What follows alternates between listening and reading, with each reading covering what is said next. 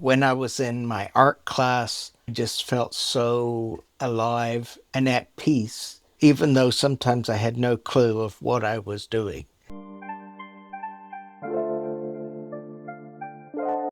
Hi, James.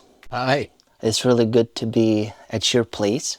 There's so much of atmosphere in your pictures, and it's incredibly inspiring place. Oh, So thank cool. you for the invitation. All Okay. right. So, James, could you please tell us a bit about yourself? How did you get to the idea of becoming an artist? How did you get to the passion?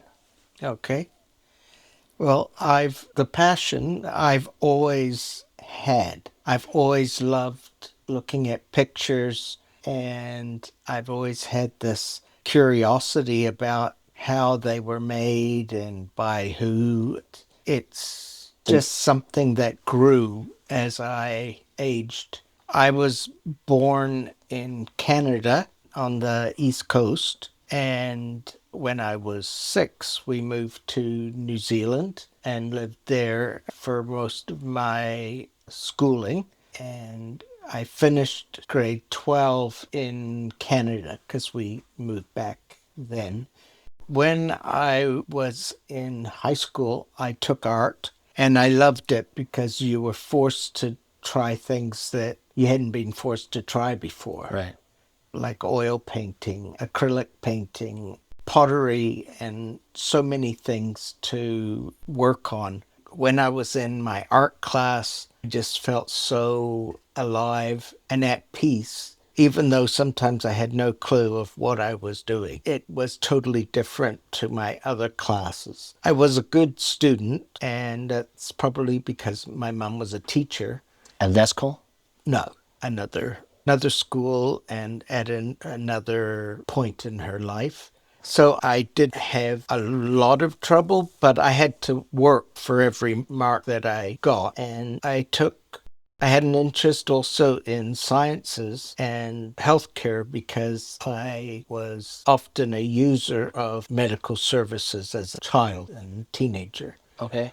So I kind of wondered about occupations in both fields. So at one point I said to my parents, I want to be an art major. How But old were like you by then? 18? 18? Yeah. And that's the age when you realized you would like to do that. Yeah. So, or you were certain already that you're not going to do the medicine stuff. Well, that's the thing. When I told my parents that, they said, well, you can't make any money as an Right, yeah? artist and you'll be starving. You won't be able to support a family. Like my dad at times could be quite the drama king in conjuring up these images of doom. But I believed him enough to think, well, if I can't make a living. And then I thought, well, why don't I become an art teacher? But like from my experiences in high school, I didn't like teenagers too much because it was like they still needed to grow up. Right. When I explored on the surface the idea of majoring in art, my parents were very discouraging about it. Then I thought, well, that leaves healthcare. So I thought, well, I'll go into that. That's what I did. I became a respiratory therapist. So And you applied and you started to do your medical career. yeah, Okay. and I graduated and then I went into working in a hospital in respiratory therapy, and that ended up being fairly rewarding financially, Okay. but I was never going to be a rich man from that. And that wasn't truly my goal in life to be a rich man. But I went from there to there being Fort McMurray, Alberta. And I went to a hospital on the coast, and my family has come along, and we've been here for 30 something years. When did First, you move to the island? 2003, I think. 2003, so it's about 22 years ago. Yes. And I've seen there is a lot of pictures about the island as well. So how do you like to make these pictures? From your memory or at the place? How do you get this inspiration and how do you know that you want to put it on a canvas? Well, for the most part, use my camera a lot to take photos. So for reference, however, the style that I'm working in does not heavily require that I referring to the photograph all the time because I take many liberties with straight lines and colors. I have in the past painted on location, which is always risky considering how light changes throughout the day Right. and sometimes wind is not your friend. It's always a bit awkward painting on location, especially if you're not on a flat surface. So I tend to use a photo as my reference and then work from the photo, but also using my imagination to alter the image from the photo. At one point, I thought the only type of painting that was acceptable was photorealism, but I came to realize that as wonderful as photorealism is, it's the question is raised like, well, why don't you just get a copy of the original photo if you're in love with an Good point. image? Yeah. And so that caused me to become adventurous with what a photo offers and make many changes and adjust the colors. I still try to make most of my paintings readable. Remember the picture that you showed me of Hawaii, and I immediately recognized it was Hawaii. Mm. Oahu, Oahu, yeah. Oahu Island. Yeah, but a lot of the Hawaiian Islands are volcanic.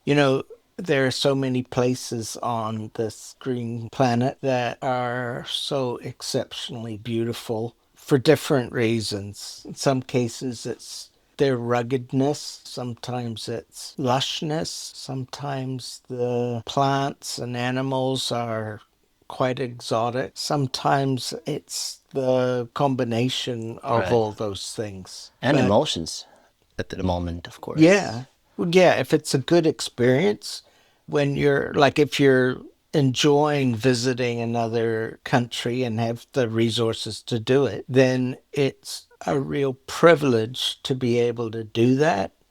And so I always feel very thankful that I've been able to do it. I am very busy with my camera when I'm in a place that is different from home, but home is beautiful too. Can I ask, what are the, I would say, top three, the most beautiful places that you have visited? Well, that's a very hard question. Vancouver Island is an exceptionally beautiful place with lots of variety. There's mountains, and I think all the places that really enjoyed being when away from home is in the Caribbean or Mexico, and then Hawaii is certainly exceptionally beautiful place. Also New Zealand, it's very different to other places I've been, but I was raised there, so I took things for granted. But whenever I return to New Zealand, I'm always quite struck with just how amazingly beautiful things are. Yeah. Right. Could you please tell us when you have made your first artwork and what was the artwork about?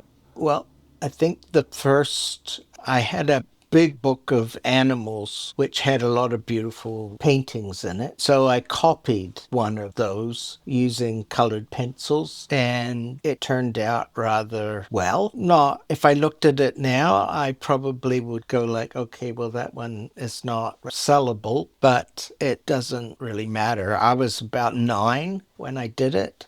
So it's a long time ago. I won't say what my age is because I'm not exactly in my prime, but someone looking at my art probably has no idea of my age. It doesn't reflect in my art.